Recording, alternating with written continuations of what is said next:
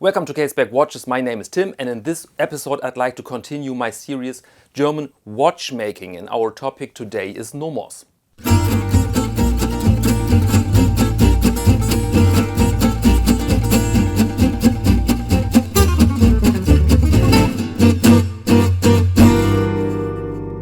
Some people in the watch industry say that Nomos is an advertising agency with a workshop for watches. Is that true? Let's find out.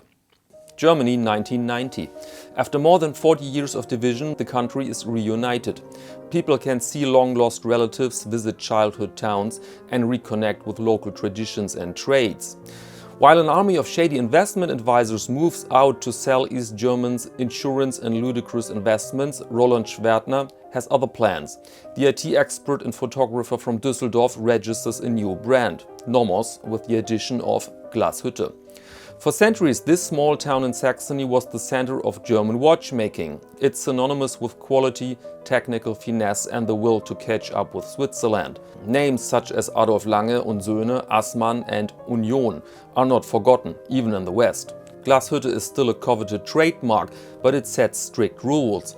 At least 50% of the value added at the movement must be created in the Saxon city. New founder Schwertner demonstrates German thoroughness. At Nomos Glashütte it will be 95%. The company starts with one small room and 4 models: Tangente, Orion, Ludwig and Tetra. The industry is surprised.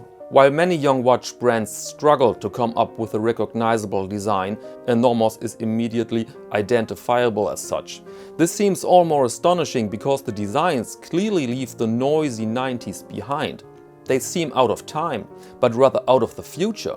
In fact, however, graphic designer Susanne Günther was inspired to create the Tangente from a pre-war A. Lange und Söhne catalog. The Tangente quickly became a classic and was particularly successful in Germany. Abroad, Nomos causes quite a stir, but also establishes its reputation as a cultivated boredom. The watches perfectly reflect what is important to German designers: clarity and a compelling unity of form and function. It's no surprise then that Nomos is becoming known as the architect's watch. Journalists and graphic designers are also impressed. What many don't know, the watch comes from Glashütte. The design, although inspired by Adolf Lange, comes from Berlin. The agency Berliner Blau is founded in 2001. The managing director is watch enthusiast Judith Borowski and the owner is Nomos. The company wants design, advertising and marketing from a single source. Nothing is to be left to chance. In 2003 then, Borowski became co-partner of Nomos. The management team now consists of founder Roland Schwertner, Borowski and the watchmaker Uwe Arendt, who learned his trade at IWC in Schaffhausen, among other places. In 2005, the company decides to make the next step. From now on, Nomos uses only movements from its own manufacturer and from now on also with automatic winding. In the following 10 years, Nomos relies on technical innovations in addition to time-tested manufacturing methods. The company grows, applies for numerous patents and is able to produce super flat automatic movements such as the DUW 3001. Meanwhile, the Nomos Club, introduced in 2007, becomes popular abroad. The watch is less radical in terms of design. The large colored hands break the austerity of the design without sacrificing functionality. Models like the Club now have the company growing rapidly.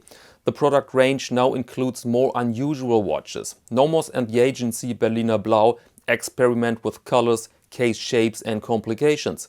However, they do so with the utmost care. Each watch should be still immediately recognizable as a Nomos, and this succeeds. Along with technical excellence, recognizability becomes Nomos Glashütte's most important marketing factor. The company is no longer small and no longer serves only a niche. The Nomos on a German wrist becomes a common sight between Munich and Hamburg, but the models play also with German heritage for buyers abroad. One example is the Autobahn, which is clearly aimed at the international market. Nomos has now 3 locations in Glashütte. The administration sits in the old train station, the watchmakers work in chronometry on a hillside, and another production facility is located in the Glashütte district of Schlottwitz.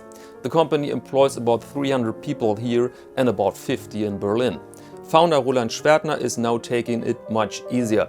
The managing director is Uwe Arendt from Glashütte, who still has a lot to do.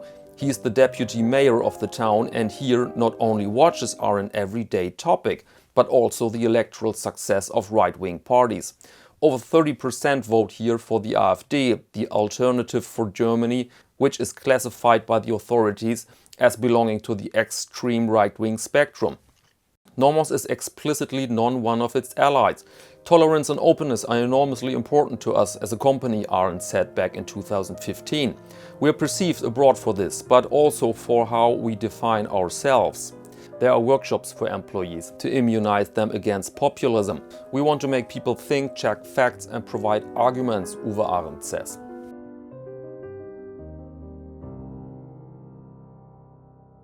Okay, welcome back. If you want to see now a Nomos in flesh and blood, then please follow this link. There you find here on the channel an in-depth review of one of their models. And if you like to watch more episodes of German watchmaking here, then please let me know in the comments. You can make suggestions, certain brands, and then I can pick 1 or 2 brands to produce the next episodes here.